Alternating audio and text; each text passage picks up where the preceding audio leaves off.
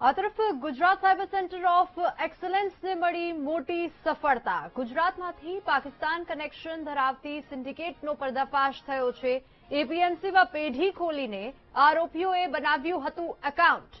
Cyber fraud થયેલી રકમનો Shivam trading નામના ખાતામાંથી રેકોર્ડ ઉપડતો હતો અને રૂપેન રાકેશ માણિયા અને રાકેશ દેકાવાડિયા નામના આરોપીની સંડોવણી સામે આવી છે। સુરતનું પંકજ કથિરિયા અને ચેતન ગંગાણી દુબઈથી પાકિસ્તાન નાણાં મોકલતા હતા અને ગુજરાતમાંથી પાકિસ્તાનના એકાઉન્ટમાં ટ્રાન્સફર થયા 10 કરોડ રૂપિયા। અત્યાર સુધી 25 કરોડ રૂપિયા ટ્રાન્સફર થયા હોવાનો પર્દાફાશ થયો છે।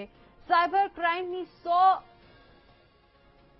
મ્યુચ્યુઅલ એકાઉન્ટ તપાસમાં વિગત સામે આવી છે અને નાયબ મુખ્યમંત્રી હર્ષ સંઘવીએ ટ્વીટ કરીને માહિતી આપી।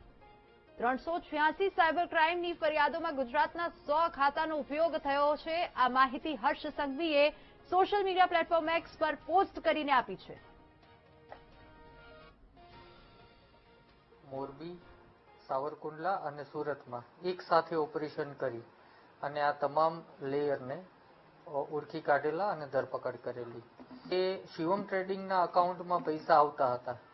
આ પૈસા કેશમાં વિડ્રો કરવા અને એટીએમથી વિડ્રો કરવાનું કામ જે મોરબીથી પકડાયેલા 3 લોકો હતા, રૂપેન, રાકેશ અને દેકાવડિયા, આ 3 લોકો કરતા હતા। આ તમામ પૈસાઓ તે આંગળીયા મારફતે વિજય રબારી ને સુરત ખાતે પહોંચાડતા હતા। વિજય રબારી આ જે પૈસા છે એ કેશમાં પંકજ કથિરિયાને આપતો હતો। પંકજ કથિરિયા જે દુબઈમાં બેઠેલો વ્યક્તિ છે એના સૂચના હેઠળ પૈસા બિટકોઇન અથવા તો યુએસડીટીમાં કન્વર્ટ કરી અને સામેવાળો જે એકાઉન્ટ આપતો હતો એમાં નાખતા હતા। જે પૈસા મોકલવામાં આવતા હતા એ પૈકી 10 કરોડ જેટલી રકમ એક જ યુએસડીટી અકાઉન્ટ જે છે જે બિટગેટ પ્લેટફોર્મ પર હતું એમાં મોકલવામાં આવતા, જે ચેતનના ફોરેન્સિકથી એના ફોનમાંથી મળ્યું।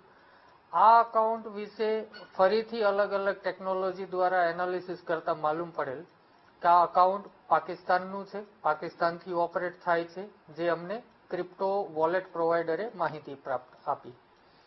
અને એ જ અકાઉન્ટનું છેલ્લા 2 વર્ષનું તમામ ટ્રાન્ઝેક્શન અહીંથી એનાલિસિસ કરવામાં આવેલું, જેમાં કુલ 29 કરોડ જેવી માતબર રકમ ગયેલ છે। અને આ જે ગેંગ પકડાઈ શિવમ ટ્રેડિંગ વાળી, આ ગેંગ દ્વારા 10 કરોડથી વધારે રકમ પાકિસ્તાનના જે યુએસડીટી વોલેટ છે એમાં મોકલવામાં આવ્યા હતા, જે અનુસંધાને ચેતન ગાંગાણીની ધરપકડ કરવામાં આવી છે।